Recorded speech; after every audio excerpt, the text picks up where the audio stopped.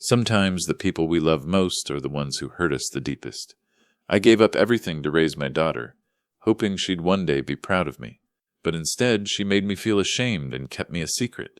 This isn't just a story about someone being mean. It's a journey about feeling sad, being strong, and finding my own power. Get ready to listen. You won't forget this story. Tell me in the comments where you are watching from. My name is James Anderson. I am years old, and I live by myself in a small 2-bedroom apartment in Denver. The walls are thin, the kitchen floor is cracked, and the heater makes a weird noise in the winter. But it's my home, and for a long time I thought that was enough. I raised my daughter Charlotte here. Well, mostly, she spent her early years with me, moving from house to house, watching me clean toilets and floors in places that looked like castles compared to our small home. I didn't have much, but I always had her, or so I thought. I worked as a house cleaner for over 30 years.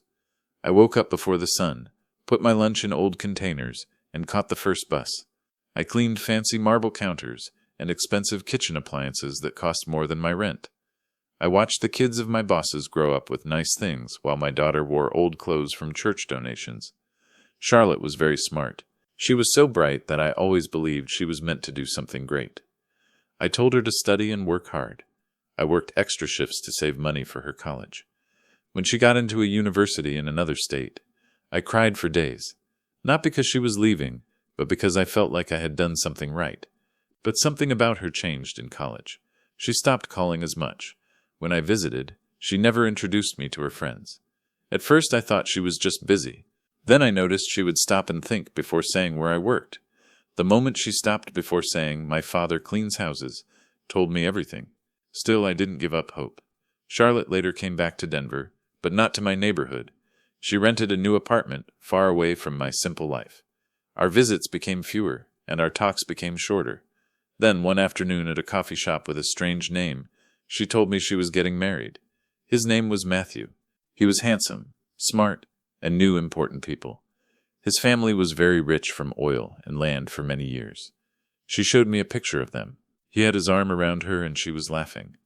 They looked like they belonged in a magazine. "You must be so happy," I said, trying to smile. "I am," she said, looking away. "But Dad, I need to ask you for something." I thought she wanted help with the wedding or some fatherly advice. Instead, she leaned in and said, "I need you to buy the wedding rings." I was confused. "What?" I said. "All my money is tied up with some transfers right now, and I'll pay you back." "It's just for a little while," she said quickly. She spoke so fast, like she had practiced it. I knew that voice. It was the same voice she used when she wanted something, but didn't want to ask. The same voice she used as a kid when she broke a window or lost her lunch money. "I don't have much, Charlotte," I gently reminded her. "I know," she said, not looking at me. "But it would mean a lot. It's a symbol, right?" A symbol, that's what she called it. I laughed a little, a sad laugh. I wanted to say no. I should have, but I didn't. A week later, I sold the gold bracelet my late wife gave me on our 10th anniversary. I took all the money out of the jar I kept above the fridge, the one I hadn't touched in years. And when that still wasn't enough, I sold my father's locket, the only thing I had left of him. It wasn't fancy, but it meant something, or it used to. With the money, I bought a beautiful pair of rings. They were simple, nice, and would always look good. I imagined Matthew's face when he saw them. I imagined him thanking me, hugging me, and making me feel like part of his life. I imagined finally belonging to something. When I asked if I could meet Matthew before the wedding, Charlotte stopped for a second. "He's really busy," she mumbled. "I don't need a long meeting," I said. "Just a hello. I want to see the man my daughter is marrying." She gave me a small smile. "I'll see what I can do," she said. And just like that, I became a small part of my own daughter's life. Still, I had hope, because that's what fathers do. We hold on even when everything is going away. And deep inside, I had no idea just how much she would hide me. It was a Saturday morning when Charlotte called again. Her voice sounded happy, almost fake, like she was trying too hard. "Dad," she said, "the rehearsal dinner is next weekend. Matthew's parents are having it at their golf club. I thought maybe you could come by for a little bit." I felt excited. Was this it? Was I finally going to meet him? "I'd love to," I said, my voice shaking a little. "Thank you, Charlotte." She paused for a moment. "Just one thing. Don't feel like you have to dress up or anything. It's casual, she said. My heart felt a little sad, but I didn't show it. I'll look nice, I told her. Nothing too fancy. The week went by slowly. I ironed my only good jacket, the one I saved for church or job interviews. I shined my black shoes with a wet cloth and bought a box of cookies from the bakery. Something to bring, something to show I cared. When I arrived at the golf club, my nerves almost made me fall over. The person who parks cars looked me up and down before taking my keys. I could tell by the way he handled my old truck that it didn't belong there. But I stood tall. Inside it was like a magazine picture. There were crystal lights, shiny floors, and waiters with white gloves. Laughter filled the air. People drank fancy drinks and ate snacks I couldn't even name. And there she was, my daughter, standing tall in a nice blue pantsuit, laughing with a group of people I didn't know. She looked like she belonged, like she had always lived in that world. She saw me. Her smile got a little smaller before she walked toward me. "Dad," she said, her voice quiet. "Glad you made it?" Before I could say anything, a man came over. He was strong and elegant, and his suit probably cost more than my rent. "Matthew," she said. He smiled nicely at me. I opened my mouth to say who I was, to say how happy I was for them. But before I could speak, Charlotte said, "Matthew, this is James. He's an old family friend." My words stopped in my throat. A family friend. Not my father. Not the man who raised her and worked so hard so she could have a better life. Just a friend. Matthew smiled and nodded. "It's so nice to meet you, James. Thank you for coming," he said. I forced a smile, my hands holding the cookie box behind my back. "It's lovely to meet you too," I said. For the next hour I stood in the corner of that shiny room, pretending I belonged, pretending I wasn't hurting inside. No one spoke to me. I drank water from a thin glass and watched as my daughter looked happy in a life I was no longer a part of. She never looked at me again. I left before they had dessert. No one noticed. When I got home, I sat on my bed and looked at the box of cookies, which I hadn't opened. I thought of the ring box in my drawer, the one with the wedding rings I had spent almost everything to buy. She didn't even introduce me. I wasn't her father that night. I was like a ghost in a room full of happy people. I was the past she had buried, and for the first time in a long time I felt something change deep inside me. Not just pain, not just sadness. It was a decision to do something. The night after the dinner, I barely slept. I looked at the ceiling, listening to the quiet sound of the fridge, trying to understand what had just happened. She called me a friend, a friend. I kept thinking about that moment. How fast she said it. How easily the words came out of her mouth. There was no stutter, no sign of feeling bad in her eyes. It was like she had planned it all along, like she knew I would be nothing more than a decoration, put away in a corner while she lived the life she always wanted. That morning, I stood in my tiny kitchen, holding the wedding rings. They were beautiful. I had picked them carefully, knowing they would be a symbol of a new life for Charlotte and her husband. And now, every time I looked at them, I felt sick. Still, a part of me tried to make it okay. Maybe she panicked, I told myself. Maybe she was just nervous. But when I called her the next day just to talk, she didn't answer. I left a message, but she never called back. Then came the wedding day. I waited by the phone, hoping she would call and say, "Dad, come. I made a mistake. I want you there." But the phone stayed quiet, just like she wanted me to be.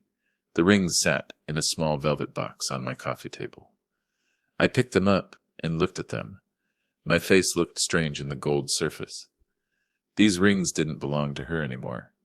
Not after what she did. So I put them in my old leather wallet and left the house. Not to go to the wedding. I knew I wasn't wanted there. I just wanted to walk and clear my head. My feet walked without me telling them where to go. Block after block, through old neighborhoods. The heavy feeling in my chest got heavier with each step. I passed the bus stop where Charlotte and I used to wait when we was in grade school. She would hold my hand and ask why we didn't have a car like the other kids. I always told her it was because we were saving for her future. I passed the old bakery where I once bought her a chocolate cupcake after she got her first A in a math test. She hugged me so tight that day. She said I was the best dad in the world. Where did that girl go? By the time I got back home, the sun was setting. I stood in my doorway for a long time before going inside. That's when I saw the metal box in the back of my closet, the one I hadn't opened in years. It held all the important things. Old tax papers, birth certificates, my wife's military papers. I don't know why I took it out that night. Maybe I just needed to feel close to someone who truly loved me. Maybe I needed to feel like I still mattered to someone. When I opened the box, it smelled like old paper and time. I looked at the papers, my fingers shaking a little. That's when I found it, an envelope hidden under the last page of our house contract. It was for me, written in my wife's handwriting. I hadn't seen that writing in many years. The ink was light, but the words were still easy to read. Inside was a letter and several crisp folded papers. They were stock certificates, many of them. At first I didn't understand, but then I saw the names, tech companies, energy companies, companies that weren't famous 20 years ago, but were well known now. My heart beat fast as I typed the numbers into a stock value checker online. One by one, they appeared. And with each new number, each total, my hands began to shake more. I wasn't just holding paper. I was holding a lot of money. I couldn't breathe. I sat back, holding the edge of the table, the numbers blurry in front of my eyes. She had left this for me, quietly. My late wife, who never had more than a few dollars in her wallet, had put all her money into a future she might never see. And now that future had arrived. I was no longer poor. I was rich, and nobody knew. For so long I had believed I was just a tired old cleaner, barely making it, but in one night, everything changed. Charlotte thought she could get rid of me, that she could hide the parts of her life she didn't want people to see. But she didn't know who she'd trying to bury, because buried things don't go away. Sometimes they come back stronger, and this time I wasn't going to be silent. I didn't sleep that night. The energy rushing through me made it impossible. I sat at the kitchen table with a cold cup of tea, the letter from my wife in one hand, and the printed values of the stocks spread out in front of me like a map to a new life. She never told me. All those years she must have saved up little bits of her paycheck. We didn't have much, but she was smart, quiet, and always thinking about the future. I used to joke that she would hide money inside the walls if I let her. Now it didn't feel like a joke anymore. What amazed me more than the money was the care she had taken, the details. She had signed the papers, filled everything out correctly, and left instructions on how to get them. She even included the name of a financial advisor she had once trusted. She must have done this right before she died. It was like she knew I would need a way out someday. And maybe, just maybe, she knew that the person who'd need it most was the man who'd give up everything for a daughter who'd forget him. I spent the next 2.5 days going through the process. I called the advisor listed in the papers. Surprisingly, he still worked in Denver. After he checked my identity and the paperwork, his voice changed. He was respectful, curious, and a little shocked. It was the first time in years someone looked at me like I was worth listening to. "Mr. Anderson," he said after adding up the numbers, "you might want to sit down." I laughed, though it sounded more like a quick breath. "I already am," I said. He slid a paper across the table with the amounts neatly printed. "This isn't just money for retirement. This could change your life," he said. It had already changed everything. I walked out of that office feeling like I was in a dream. But one thing was very clear in my mind. I didn't have to be silent for anyone anymore, especially not for Charlotte. I had spent nearly 60 years being humble, patient, and forgiving. I went through things no father should have to go through, being erased, disrespected, and made to feel small. And even when I had nothing, I gave everything. But now I had a choice, and I chose to have my honor back. The wedding was the next day. I stood in front of my mirror that morning. The box with the rings sat unopened on my dresser. I wore a simple black suit, no fancy smell. My hair was combed neatly. I didn't cry, not anymore. I held the rings for a long time. Gold, clean, perfect. A perfect symbol of something broken. I put them back in the box and zipped them into my wallet, but not to give them away. I wasn't going to the wedding. I wasn't going to watch my daughter lie with her smile while pretending I didn't exist. I wasn't going to give her the chance to ignore me, to my face. Instead, I opened my laptop. I created a folder. Inside, I put pictures of messages, many of them from over the years where Charlotte made me feel small. Times when she didn't care about my love, laughed at my work, and talked about hiding her background from Matthew and his family. One message stood out. "I just can't let him meet my dad," it said. "He's, not really someone you show off," it said. I looked at that line until it was blurry. Not really someone you show off. I wasn't ashamed anymore. I had cleaned marble floors and strangers' toilets for many years. I had raised a girl into a woman. I had given everything I had. And now I was the one with power, with a history, with proof that I was never small. Late that night, I put the velvet box with the rings inside, put the folder of messages on a flash drive, and wrapped it all in tissue paper. I wrote a note. It was short, strong, and honest. To the man marrying my daughter, I wrote, "Caution, some women hide their past. Others just pretend it never happened. But the truth always finds a way to come out." "James," I wrote. I didn't sign it as Dad. That title had been taken away from me long before I was ready to give it up. The next morning, I mailed the package directly to Matthew's apartment. It would get there the next day. There was no return address. And then I sat back. For the first time in my life, I wasn't cleaning up someone else's mess. I was finally, quietly letting someone see the truth. Charlotte thought I'd stay in the background, that I'd always be the invisible father, quietly supportive, always forgiving. But what she forgot is that people only stay invisible when they don't know they have value. And now I knew exactly who I was. The sun had barely risen when I stepped outside and put the small package into the mailbox. There was something final about it. The soft click as the door shut. The quiet hum of the world still asleep. I stood there for a long time, looking down the empty street, feeling the cool morning air on my face. It was done. Inside that package was everything. The rings I had paid for with the last of my savings. The truth my daughter had hidden in the honor I had finally gotten back. I wasn't angry anymore. I was clear and focused. A part of me was sad for the idea of the wedding, of the family I had hoped to join, the warm picture of a celebration where I was seen, loved, and wanted. But that picture had never been real. It had only ever been in my mind. That morning, I didn't put on a suit. I didn't fix my hair. I stayed home. I made coffee. I sat on the couch. I waited. The phone didn't ring. There was no text. No apology. No last-minute invitation. Nothing. And I didn't need it. For so long, I had held on to the hope that Charlotte would change her mind, that she'd stop being embarrassed, stop being proud, stop wanting to be accepted by people who had never known a hard life. But she didn't. She went along with it, building a life that didn't include me. Not really, not unless it was easy for her. I watched the clock as the wedding time came. 11 hours. Noon, 1 hour. At some point, I walked into my bedroom, opened the drawer where I had hidden the financial papers, and picked up the phone. It was time.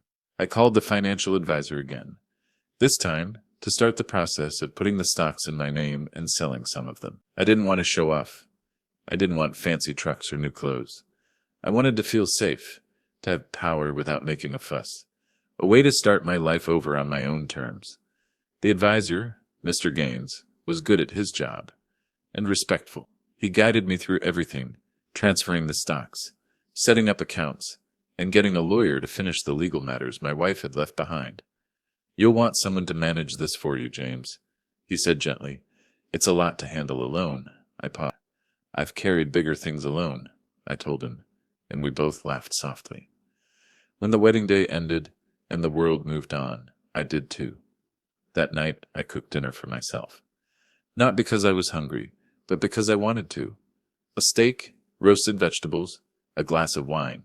I sat at my little table, the one Charlotte used to do her homework on, and I lit a candle, not for a special feeling, not for anyone else, just for me, for the man who had finally come out of the shadows. That evening, I got a notebook from the drawer and began to write a list, not of revenge, not of punishments, but of things I could do. Ideas, projects, things I had always wanted to do but never dared because there was never enough time, never enough money, never enough of me. Now I had all three, and in the quiet that followed, I understood something. Charlotte might have taken me out of her story, but I was just beginning to write my own. It arrived 2 days after the wedding. A small, neatly wrapped box left at the front desk of Matthew's fancy apartment building. No return address, no note of happiness, just his name written clearly on the label. It was as if the package itself had been waiting for this exact moment. Matthew opened it alone. Charlotte was at work, or so she had said that morning. He sat at the kitchen island, drinking his tea, still in his robe, looking at emails. When he saw the package, he thought it was a late gift from a guest or a seller. But when he lifted the lid, his hand stopped. Inside were the wedding rings, the ones Charlotte had shown him in a hurry, saying they had been ordered by her helper. Now they were in their original velvet case. They shined under the kitchen lights. But it wasn't just the rings that got his attention. There was a flash drive and a folded note. He unfolded the paper and read the words slowly. Caution. Some women hide their past. Others just pretend it never happened. But the truth always finds a way to come out. James, he blinked once, then twice. The name hit him hard. James, the name Charlotte had barely mentioned. A friend of the family, she had said. A man who had helped raise her, someone from her past. He put the flash drive into his laptop with shaking hands. At first, nothing happened. Then a folder opened. True, inside were many pictures of messages, texts, emails, and parts of conversations between Charlotte and others. Some were from years ago, some were more recent, but they all had one thing in common. Me, or rather Charlotte, trying to get rid of me. My dad's great, just not really the kind of man you bring to a place like this. I just don't think Matthew would understand. He's used to a different kind of life. James, he's like family, but not really. More like someone who helped out. He cleaned houses, for goodness sake. Do you think Matthew's parents would be okay with that? Matthew scrolled through the messages, his face pale, his breathing fast. Then came the photos. Me at the rehearsal dinner, standing awkwardly in the back, holding the cookie box like it was saving me. No one next to me, no one talking to me. Just a man pushed aside. The room became quiet. Matthew closed the laptop and sat perfectly still for a full minute. His eyes didn't move. His lips didn't twitch. Something inside him changed. He didn't call Charlotte right away. Instead, he got dressed, tied his hair back, and left the apartment. He didn't even take his phone. He walked 3 blocks, then 6, until he found himself in a quiet neighborhood he didn't know. Standing in front of a simple brick building, the kind of place people lived real lives. He stood there for a moment, not sure what to do, until an old man on a bench nearby looked up. You looking for James? He asked, like it was a normal question. Matthew blinked. Yes. How did you know? He asked. The old man smiled softly. He's the only one people come looking for around here, he said. He pointed to the door on the 2nd floor. Matthew climbed the stairs, not sure what he would say or even why he was there. But something inside him needed to see, needed to know. He knocked once, then twice. I opened the door in a simple shirt and pants. No fancy smell, my hair combed back.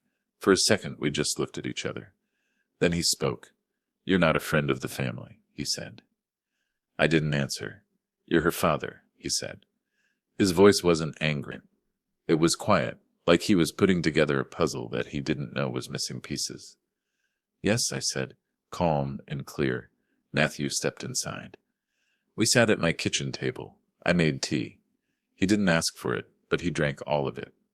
He asked questions, and I answered them. About the jobs I worked, the years I struggled, the things I gave up.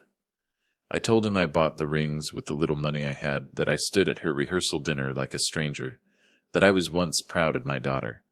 By the end there were tears in his eyes, not from feeling guilty, but from knowing, from understanding the truth about the woman he married. I'm so sorry, he whispered. I reached across the table and touched his hand. Don't be, I said. You didn't know, but I do now, he said. And I won't forget. He stood up, then turned back. I'm going to fix this, and if you'll let me, I want to help you too. he said. I watched him leave, his shoulders straighter than when he had arrived. I didn't know what would happen next, but I knew something had changed. Finally, someone saw me, and this time they wouldn't forget. It was evening when Charlotte came home. She loosened her shirt and dropped her keys onto the kitchen counter like she did every day. She didn't notice the silence at first. Matthew often worked late, but tonight something felt different. The lights were low, the apartment was very clean, and on the kitchen island, right where his laptop usually was the small velvet box. She stopped. The rings. She frowned, reached for them, and noticed the flash drive lying next to the box. And then she saw the folded note, not in Matthew's handwriting. The moment her eyes saw the name, her stomach hurt. James. She didn't even open the drive. She walked around the room, talking to herself, panic rising in her throat. When she finally sat down, she put the flash drive into her laptop with shaking hands. It only took a few clicks. The folder appeared. Truth. She opened it, and there I was. Her words, her voice, her shame. Every careless message, every casual comment, every time she had called me a helper or someone who raised her instead of her father. Words she thought would disappear now stared back at her like ghosts. She slammed the laptop shut, angry, but the silence that followed was very loud. She called Matthew. No answer. She tried again. Nothing. By midnight, the fear inside her had become something colder that couldn't be fixed with flowers or charm. She opened her phone and tried to delete messages, to get rid of the past, but the damage was done, and Matthew was gone. He didn't yell when he left. He didn't even leave a note, just a missing suitcase and a half-empty closet. Charlotte sat in the dark, surrounded by everything she had worked to build. The apartment, the suits, the perfect life. And for the first time it felt empty and weak. She picked up the phone and looked at my number. She didn't call. Instead, she lay back on the couch and looked at the ceiling, wondering how everything had fallen apart so quickly and how long it would take to put it back together. Meanwhile, I wasn't thinking about Charlotte. I was on the phone with Matthew. He had called me again the next morning. I walked away, he said. I couldn't be married to someone who builds his life on lies, he said. I'm sorry you had to go through that, I said. No, he replied. I needed to see it, and now I want to make sure you're never treated that way again, he said. He asked to meet again, this time in his office. A bright, modern space in downtown Denver with tall ceilings, glass walls, and a view of the city. I walked in feeling nervous, but Matthew met me with a firm handshake, a real one. I've been thinking, he said, pointing to the chairs across from his desk. My company, we've been growing. We need someone reliable, with experience, with real potential to lead. Someone like you, I blinked. Me? You've lived a life most people couldn't survive. You've managed people, money, schedules, and raised a daughter who finished school with good grades. You know how to work and you know how to lead, he said. I didn't know what to say. My throat felt tight. Let me teach you, he said. Let me invest in you the way you invested in her, he said. I nodded, feeling very emotional.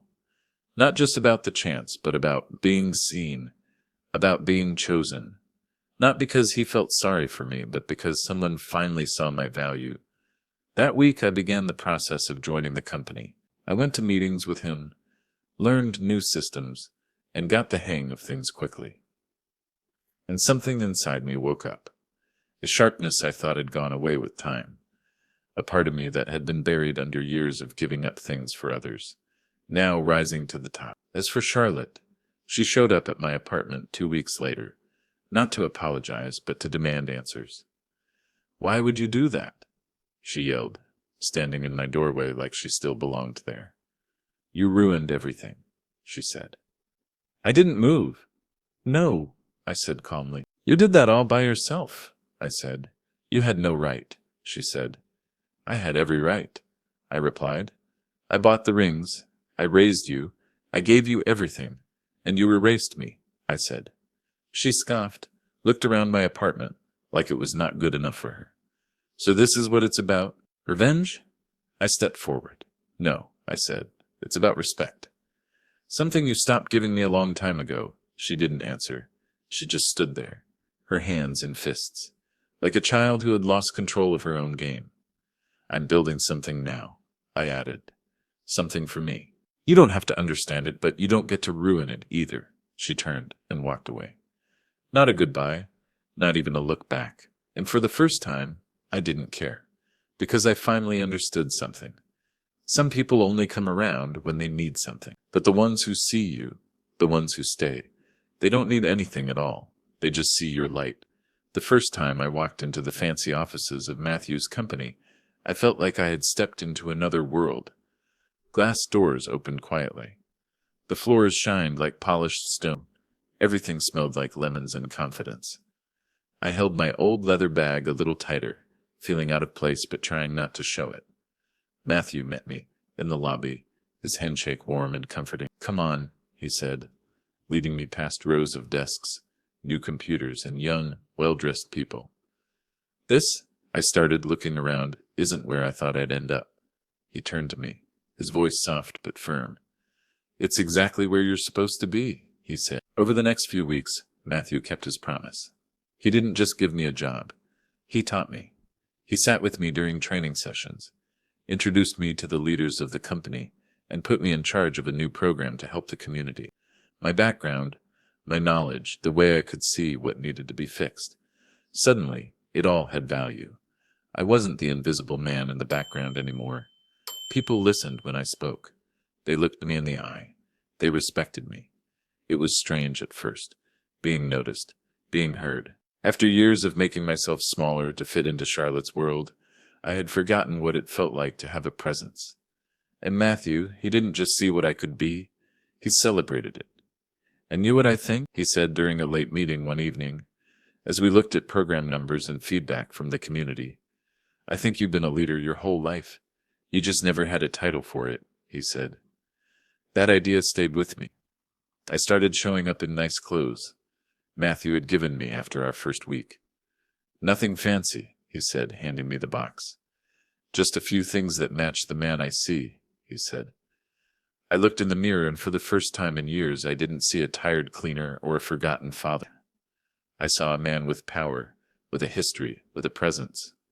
Meanwhile, Charlotte's life was falling apart. Matthew didn't talk about her often, but I heard things. Whispers from people we both knew, updates through mutual contacts. After the separation, her boss started looking into complaints from her coworkers. It turned out Charlotte's need to look perfect wasn't just personal. It had also affected her work life. Problems with being honest, lying about things, and quiet meetings with HR that led to quiet consequences. She lost her job, moved out of her fancy apartment, and ended up renting a room in someone's basement on the edge of town. Matthew never showed off. He never used it to hurt her. That wasn't who he was. But me, I won't lie. A part of me felt I had been proven right, not because I wanted her to suffer, but because life has a way of teaching us the lessons we refuse to learn. And Charlotte, she had built her whole identity on a lie. One she kept going by pushing me into the shadows. Now, without the money, the job, or the marriage, she had no one to blame but herself. I didn't hear from her directly, no apology, no explanation, but I didn't need one anymore. I was growing into someone else, someone I had always been, but never allowed myself to become. One afternoon, Matthew invited me to be on a panel at a men's leadership conference. I was nervous, not sure what I could possibly say to inspire anyone, but he believed in me. "I want them to hear your story," he said. "The real one," he said. So I said yeah. I stood on a stage in a simple navy jacket, holding the microphone with shaking hands, and I told the truth about raising a child alone. About cleaning houses for people who never looked me in the eye. About giving and giving only to be forgotten. And then, about finding something I didn't even know I had. Power, value, my own voice. The room was silent when I finished. Then the clapping began, and I realized something that night. You don't need a spotlight to shine. Sometimes you just need someone to tell you it's okay to stop hiding. And finally, I wasn't hiding anymore. It was strange how the world could change quietly. No loud sounds, no big announcements, just small changes. One door closing, another quietly opening somewhere else. That's how I learned Charlotte had lost her job. I didn't hear it from her. I heard it from a former neighbor who still kept in touch. A man I used to help with yard work when his back hurt. He called one evening to talk, and in the middle of telling me about his Gegson's graduation, he casually said, "Oh, and your daughter? I heard she's not working anymore. Something about some issues at the company." I didn't react at first. I just nodded and said, politely. But after we hung up, I sat at my kitchen table for a long time, looking, thinking. It wasn't joy I felt. It wasn't sadness either. It was something colder, something still. She had built her whole identity around getting away from the life I gave her. She worked her way up with charm and a perfect image, and by keeping me at a distance. But when the show ended and the illusion broke, she was left with nothing but the truth she had tried so hard to hide. And that truth was me. I found out later she had moved into a friend's garage apartment. Not even a real rental agreement, just a favor. Someone doing for her what I had done for years. She had reached the part of the story where pride starts to taste like rust. I didn't reach out, not because I was angry, but because there was nothing left to say. I had reached a different part of my journey. Matthew's teaching turned into a real partnership.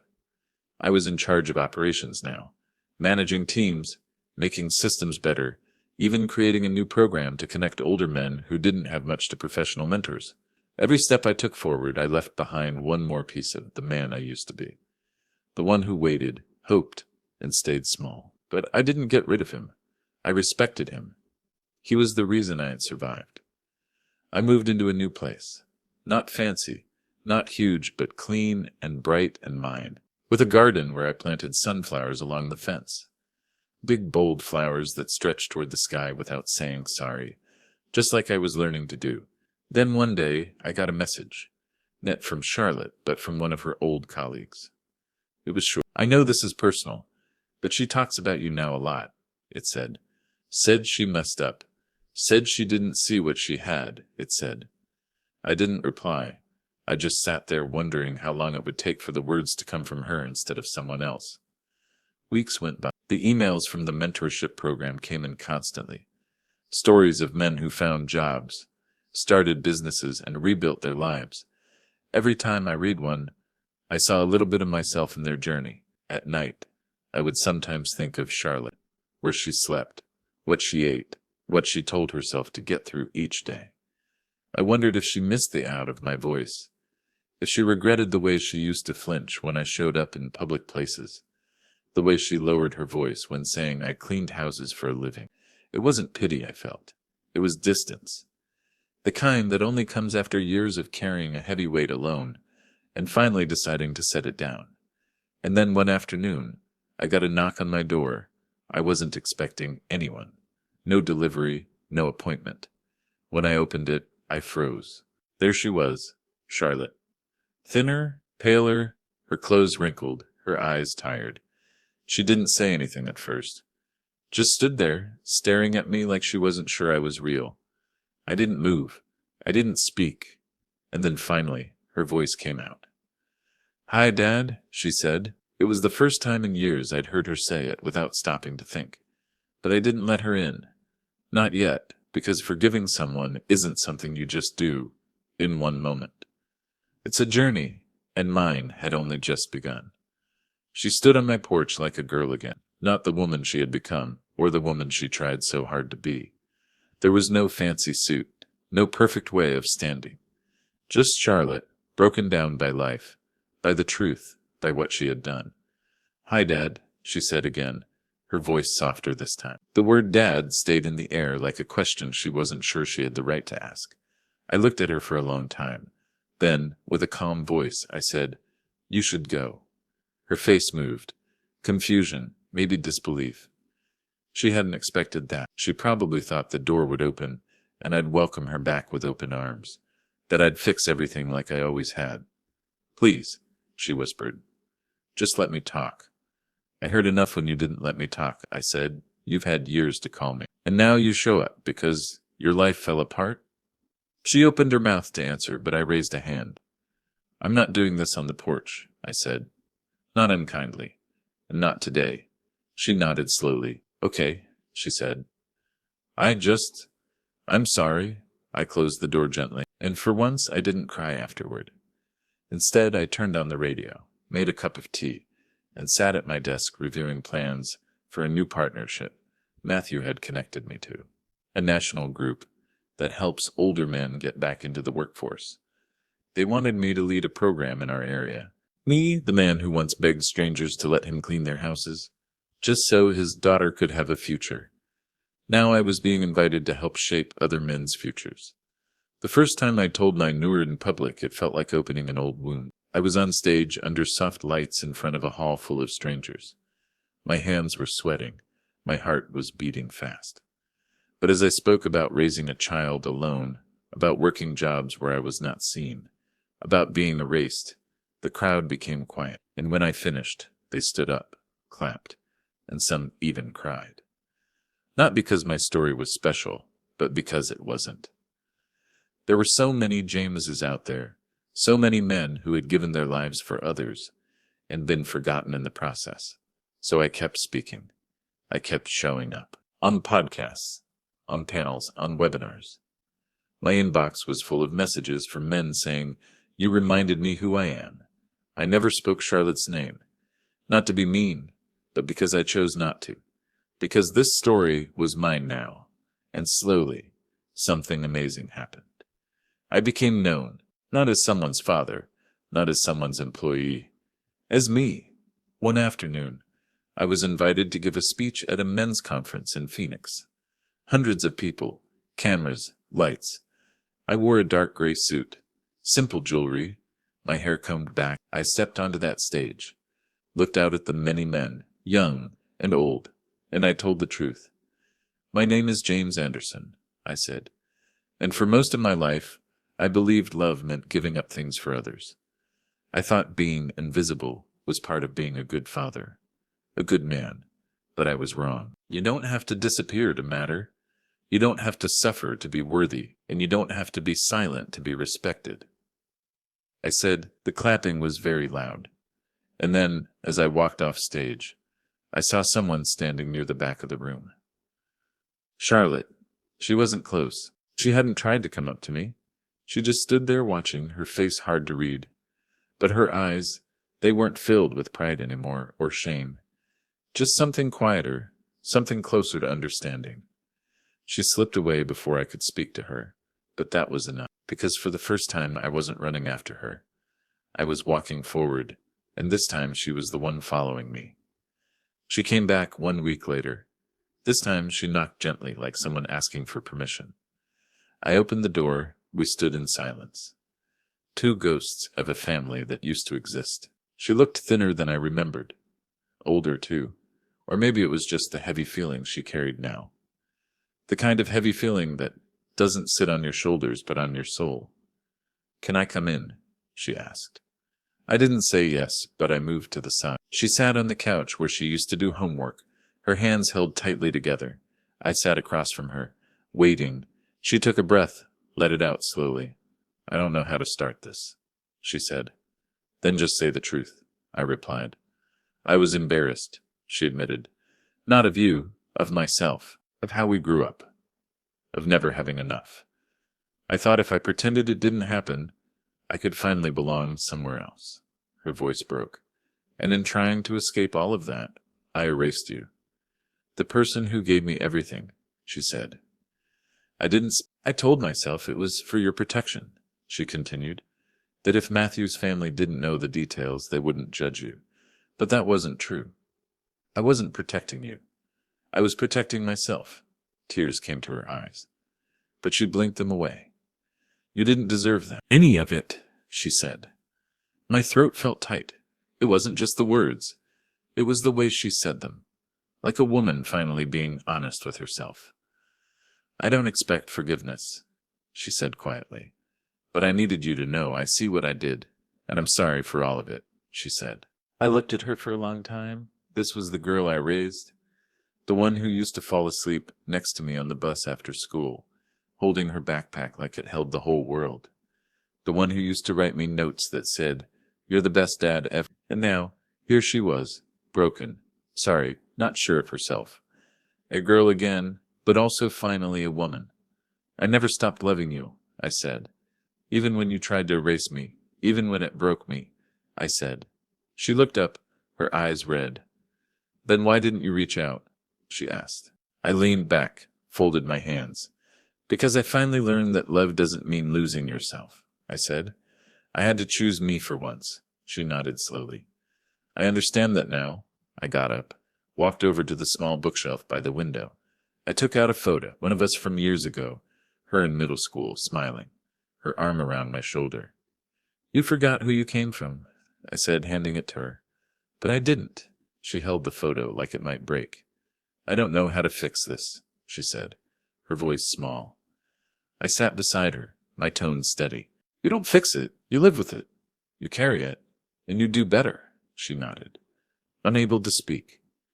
We sat in silence, not the hurtful kind, but the kind that heals.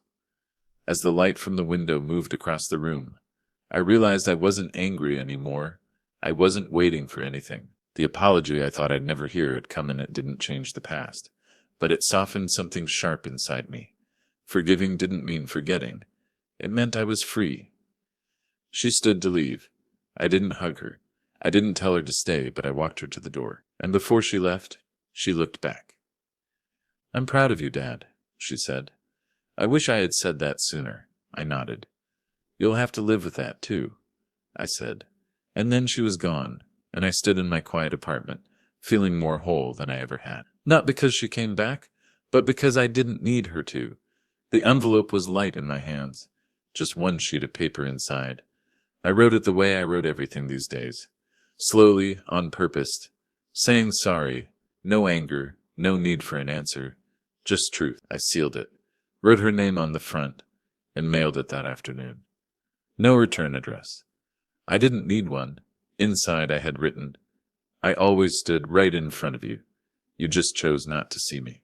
But I saw you, all of you. I saw the scared little girl trying to fit in, the woman trying to outrun her past. You buried me under shame, but I grew anyway. I forgave you long before you asked. Not because you earned it, but because I needed to be free. I'll always love you, but now I love myself too. You'll have to find your own way back. I'll be here when you do, James. I didn't expect an answer, and I didn't need one. The months that followed were full, not busy, full. Every day brought something new. A workshop to lead, a story to listen to, a man to help. I laughed more, cooked more, planted sunflowers again, but this time in the front yard. I wanted the world to see them. Tall, bright, not ashamed. And then came the invitation, a national meeting on men's empowerment. The main speaker had canceled. They wanted me. I flew to Boston. I wore a navy blue suit that Matthew had picked out for me. I stood behind the stage as the crowd was excited. When they called my name, the clapping rose like a wave. I stepped into the light. Hundreds of eyes watched me cross the stage. I took the microphone, smiled, and began. My name is James Anderson. For most of my life, I believed love meant giving things up for others. I thought being invisible was part of being a good father, a good man. But I was wrong. You don't have to disappear to matter. You don't have to suffer to be worthy. And you don't have to be silent to be respected, I said. I told my story, every hard part of it. The long hours, the broken dreams, the feeling of being betrayed, the new beginning. I spoke of how I stopped waiting to be chosen, and chose myself. When I finished, the silence was full of emotion. Then came the clapping. Not polite, but very loud. As I walked off stage, hands reached out to shake mine. Eyes were filled with tears. Men whispered, "Thank you. That was my story too. You gave me hope." And then in the crowd near the very back, I saw her, Charlotte. She wasn't dressed up. She didn't try to come closer. She just stood there still watching. Our eyes met. I didn't smile. She didn't wave. But in that quiet second, everything was said. She saw me truly, finally. And I saw her. Not as a mistake, not as a wound, but as part of a journey that had brought me here. I turned and walked away from the stage, the lights warm on my shoulders. I was no longer the man who waited in corners. I was no longer the father begging to be recognized. I was James Anderson, and I had risen. Thanks for listening. Don't forget to subscribe and feel free to share your story in the comments. Your story matters to us.